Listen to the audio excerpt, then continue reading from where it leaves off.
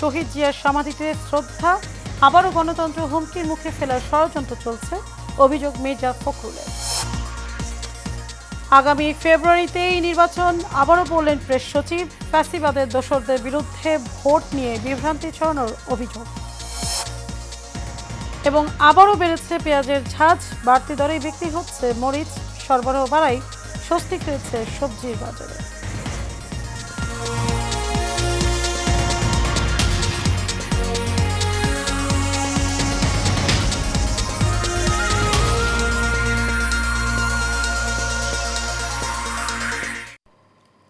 স্বাগত এশিয়ান নিউজে, আপনাদের সাথে আছে আমি মারিয়ামিকো। এতক্ষণ শুনছিলেন বিআরবি কেবল ইন্ডাস্ট্রিজ লিমিটেড সংবাদ শিরোনাম। চলে যাব পুরো সংবাদে। গণ অভ্যুত্থানের পর গণতন্ত্রকে হুমকির মুখে ফেলার বিভিন্ন রকম চক্রান্ত চলছে বলে অভিযোগ করেছেন বিএনপির মহাসচিব মির্জা ফখরুল ইসলাম আলমগীর। 7 নভেম্বর জাতীয় বিপ্লব ও সংহতি দিবস উপলক্ষে বিএনপির প্রতিষ্ঠাতা শহীদ প্রেসিডেন্ট জিয়াউর রহমানের সমাধিতে শ্রদ্ধা নিবেদন শেষে এ মন্তব্য করেন তিনি। এ সময় তিনি আরও বলেন, 7 নভেম্বরের মতো ঐক্যবদ্ধ থেকে বিএনপিকে সামনের দিকে এগিয়ে নিয়ে যেতে হবে। আরও জানাচ্ছেন শরীফুল ইসলাম। 7 নভেম্বর জাতীয় বিপ্লব ও সংহতি দিবস উপলক্ষে বিএনপির প্রতিষ্ঠাতা শহীদ প্রেসিডেন্ট জিয়াউর রহমানের সমাধিতে শ্রদ্ধা নিবেদন করতে আসেন বিএনপি ও এর সহযোগী সংগঠনের নেতাকর্মীরা। এ সময় গণতন্ত্র প্রতিষ্ঠার প্রত্যয় জানিয়ে নির্বাচন বিরোধী সকল ষড়যন্ত্র রুখে দেওয়ার হুঁশিয়ারি দেন বিএনপি নেতারা। দেশে যে নৈরাজ্য ছিল, দেশে যে খুন, রাহাজানি, গুমের রাজনীতি ছিল, সেটার মূলোৎপাটন করে সেই 7 নভেম্বরের চেতনাকে ধারণ করে ভবিষ্যতে একদলীয় শাসনের পরিবর্তে বহুদলীয় গণতন্ত্র, সংবাদপত্রের স্বাধীনতা দেওয়া হয়েছিল এবং সাংবাদিকদের কথা বলার অধিকার দেওয়া হয়েছিল। বাংলাদেশের জনগণ স্বাধীনভাবে তাদের মতামত ব্যক্ত করতে পেরেছিল। এটাই 7 নভেম্বরের মূল চেতনা। ইসলাম আলমগীর 7 নভেম্বরের গুরুত্ব ও তাৎপর্য সহ দেশ গঠনে জিয়াউর রহমানের অবদান তুলে ধরেন।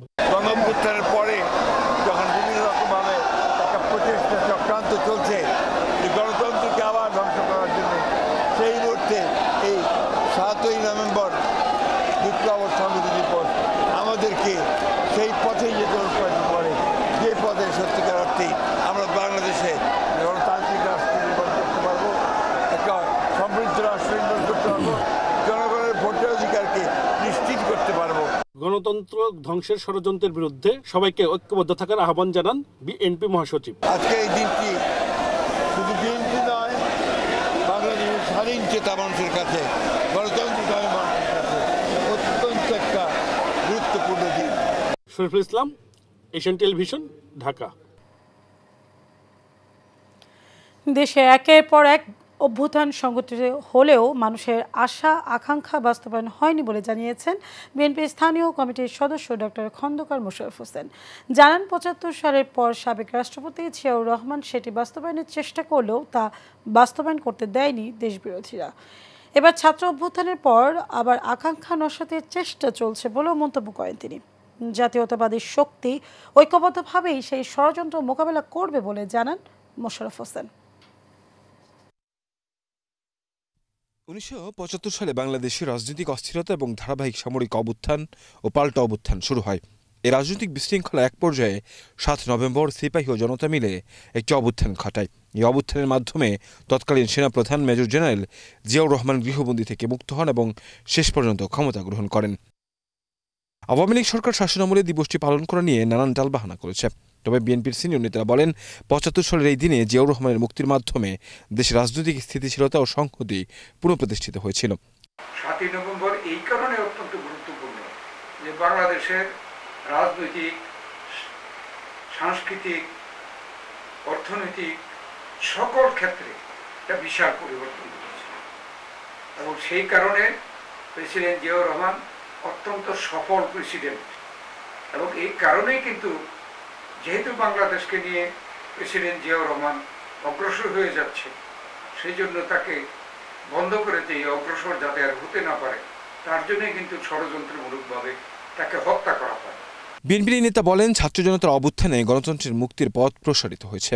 এখন চূড়ান্ত গণতন্ত্রের জন্য অবাধ, সুষ্ঠু নির্বাচন এবং মৌলিক মানবাধিকার নিশ্চিত করতে হবে।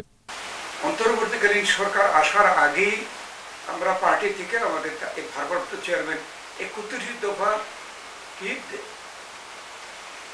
দেশের মেরামত, প্রশাসনিক মেরামত, বিভিন্ন সেক্টরে মেরামতে করার জন্য আমরা ৩১ দফা সংস্কার কর্মসূচি আমরা আগেই ঘোষণা করেছি। কেন করেছি? এটা আমরা উপলব্ধি করে যে শেখ হাসিনা নিজে ক্ষমতায় থাকার জন্য দেশটাকে ধ্বংস করে দিচ্ছে। জানান, জাতীয়তাবাদী শক্তিকে ঐক্যবদ্ধ হয়ে শক্তিশালী গণতন্ত্র বিনির্মাণে সবাইকে ঐক্যবদ্ধ থাকতে হবে।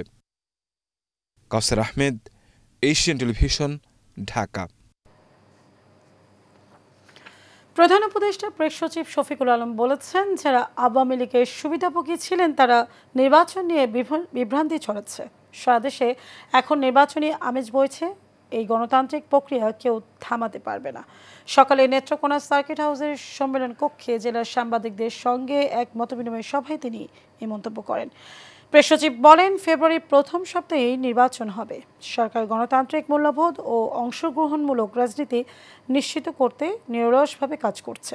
শফিকুল আলম বলেন, গণমাধ্যম রাষ্ট্রের চতুর্থ স্তম্ভ হিসেবে জনগণের কাছে সরকারের কার্যক্রমের সঠিক ও ইতিবাচক বার্তা পৌঁছে দিতে গুরুত্বপূর্ণ ভূমিকা রাখে। উনি এটা কোথা থেকে আবিষ্কার করলেন? এখন একটা ব্যাপার হয়েছে যে অনেকে টিভিতে যান যে ঢাহা মিথ্যা কথা, কারণ ঢাহা মিথ্যা কথা বললে মার্কেট পাওয়া যায়। অনেকে এসে এই ধরনের মিথ্যাচার করেন। এই বিষয়টা কোনো এটা তো পলিটিক্যাল পার্টিগুলো এগুলো নিয়ে আলাপ করছে, এটা এই বিষয়ে এখন আমার বলার মতো অবস্থা হয়।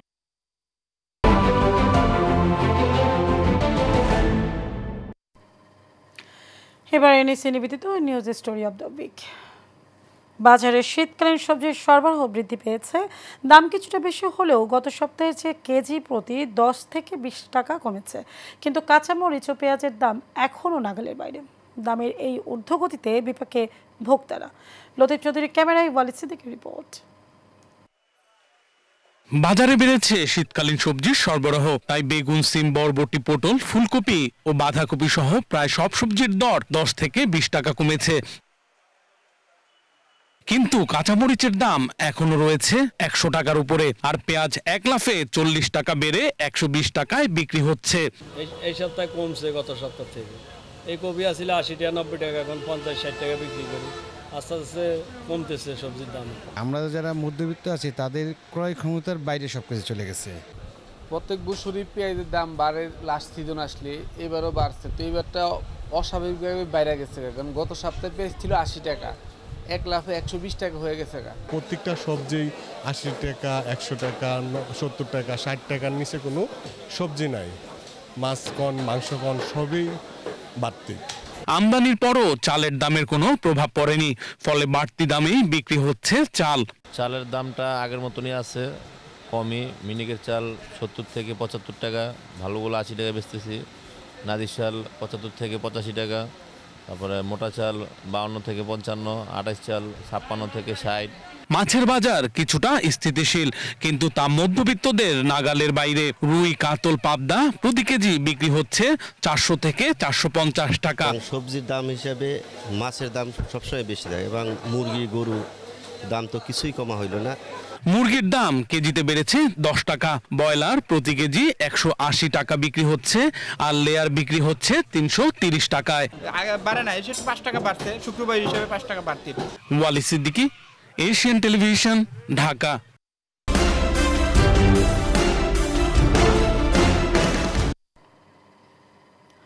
ব্রাহ্মণবাড়িয়ায় সরাইলে ট্রাক চাপায় অটোরিকশা চালক সহ 2 জন নিহত হয়েছেন। সকালে উপজেলা বড্ডাপাড়া এলাকায় এই দুর্ঘটনা ঘটে।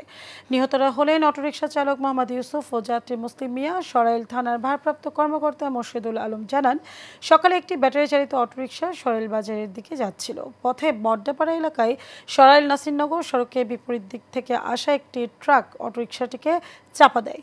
এতে ঘটনাস্থলে অটোরিকশা চালক ও এক যাত্রী নিহত হন।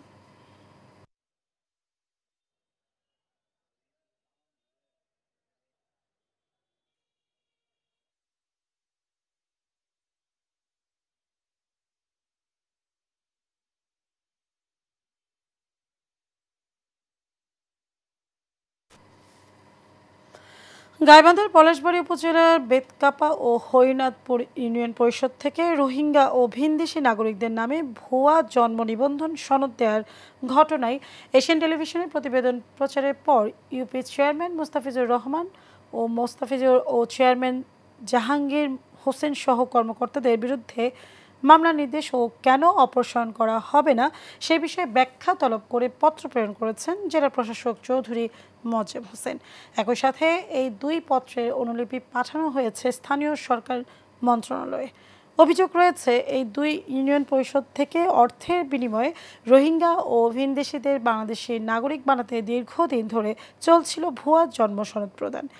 অবশেষে দীর্ঘ তদন্ত শেষে জন্ম ও মৃত্যু নিবন্ধন সিস্টেমে ভুয়া তথ্য আপলোডের মাধ্যমে রাষ্ট্রীয় তথ্যের শুদ্ধতা নষ্ট করার অভিযোগে জন্ম ও মৃত্যু নিবন্ধন আইন 2004 এবং সাইবার সুরক্ষা অধ্যাদেশ 2025 অনুযায়ী বেতকাপা ও হরিনাথপুর ইউনিয়নের চেয়ারম্যান ও প্রশাসনিক কর্মকর্তাদের বিরুদ্ধে ফৌজদারি মামলা সহ চেয়ারম্যান পদ থেকে অপসারণে ব্যবস্থা গ্রহণের নির্দেশ দেন জেলা প্রশাসক।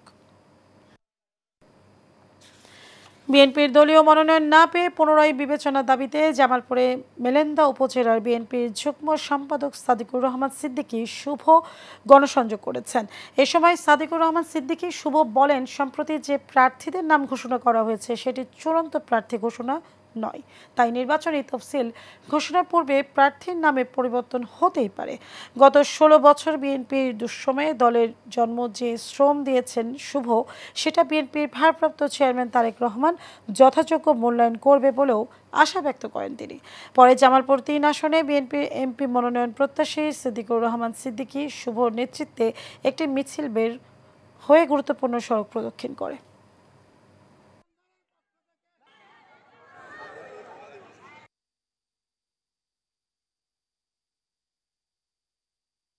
যাদের অত্যাচারের কারণে আমরা আরাফাত রহমান দুর্নীতি হারিয়েছি, আমি বর্তমান সরকারের কাছে আহ্বান রাখতে চাই, আপনারা তদন্ত করে অতি দ্রুত সেই দোষীদের আইনের আওতায় আনবেন। টাঙ্গাইলের মির্জাপুর উপজেলা বিএনপি ও অঙ্গ সংগঠনের উদ্যোগে ঐতিহাসিক জাতীয় বিপ্লব ও সংহতি দিবস পালিত হয়েছে। দিবসটি উপলক্ষে সদয় কৃষ্ণ সরকারি উচ্চ বিদ্যালয় মাঠ থেকে একটি বর্ণাঢ্য র্যালি বের হয়। র্যালিটি শহরে গুরুত্বপূর্ণ সড়ক প্রদক্ষিণ করে বাইপাস এলাকায় বিএনপির দলীয় কার্যালয়ে গিয়ে শেষ হয়। র্যালিতে নেতৃত্ব দেন বিএনপির প্রাথমিক মনোনয়নপ্রাপ্ত প্রার্থী বিএনপির জাতীয় নির্বাহী কমিটির শিশু বিষয়ক সম্পাদক আবুল কালাম আজাদ সিদ্দিকী। উপজেলা বিএনপির ভারপ্রাপ্ত সভাপতি আব্দুর রৌফের সভাপতিত্বে উপস্থিত ছিলেন উপজেলা বিএনপির সাধারণ সম্পাদক খন্দকার সালাউদ্দিন আরিফ, পৌর বিএনপির সাধারণ সম্পাদক এস.এ. মহসিন সহ অনেকে। সাভারের ভাকুরতায় প্রবাসী আমান উল্লাহকে খাবারের সাথে বিষ দিয়ে হত্যার বিচার দাবিতে মানববন্ধন করেছেন স্বজন ও এলাকাবাসী। চায়রা গ্রামে মানববন্ধন ও বিক্ষোভ করা হয়। এই সময় বক্তারা বলেন, প্রবাসী আমান উল্লাহ তার শ্বশুর বাড়ি কেরানীগঞ্জের বৌনাকান্দি গ্রামে বেড়াতে গেলে পূর্ববিরোধের জেরে স্ত্রী কৌশলে খাবারের সাথে বিষ দিয়ে দেয়। পরে অসুস্থ হলে আমানকে উদ্ধার করে হাসপাতালে নিলে চিকিৎসক মৃত ঘোষণা করেন। এ ঘটনায় তাসনিম হক মৌরি, রহিমা হক, মাঝারুল হক সহ 5 জনের নামে মামলা করা হয়েছে, তবে এখনও প্রধান আসামি গ্রেপ্তার হয়নি।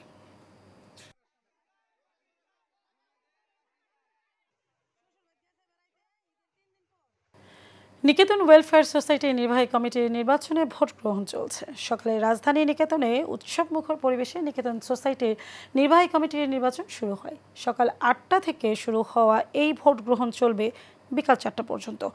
এই নির্বাচনে 2টি প্যানেল অংশগ্রহণ করে, একটি নিকেতন কল্যাণ পরিষদ, অপরটি স্বতন্ত্র প্রার্থী। নির্বাচনে প্রার্থীর সংখ্যা রয়েছে 28 জন এবং সর্বমোট ভোটারদের সংখ্যা 1100 জন। একজন ভোটার 25টি করে ভোট দিতে পারবেন। ভোটাররা স্বতঃস্ফূর্তভাবে ভোট দিচ্ছেন। ভোটকেন্দ্রে কোনো সমস্যা দেখা যায়নি। নিকেতনের আজীবন সদস্যবৃন্দ যারা আমাদেরকে সহযোগিতা করেছেন, গত মেয়াদে আমাদেরকে ইলেক্ট করেছেন, ইলেক্ট করার ফলশ্রুতিতে ওনাদের সহযোগিতায় আমরা আমাদের যে প্রত্যাশা ছিল তা প্রত্যাশার চেয়ে বেশি কাজ আমরা এখানে করেছি। নির্বাচন এখনও তো বলা যায় না, ভোটাররা যাচ্ছে, ভোট দিচ্ছে, তাই বিপুল ভোটে নিকেতন কল্যাণ পরিষদ ইনশাআল্লাহ পাস করবে। শেষ করবো এশিয়া নিউজ, তার আগে বিআরবি কেবল ইন্ডাস্ট্রিজ লিমিটেড সংবাদ শিরোনাম জানাবো আরেকবার।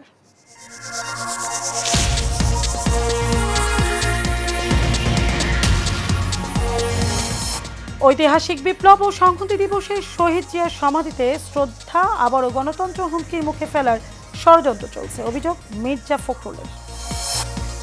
আগামী ফেব্রুয়ারিতেই নির্বাচন, আবার বললেন প্রেস সচিব। ফ্যাসিবাদের দোসরদের বিরুদ্ধে ভোট নিয়ে বিভ্রান্তি ছড়ানোর অভিযোগ।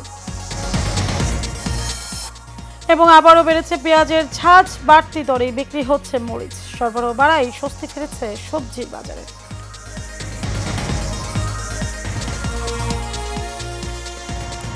দর্শক, এই ছিল আমাদের এতক্ষণকার আয়োজন। আমাদের পরবর্তী সংবাদ দেখার আমন্ত্রণ রইল। ধন্যবাদ সবাইকে।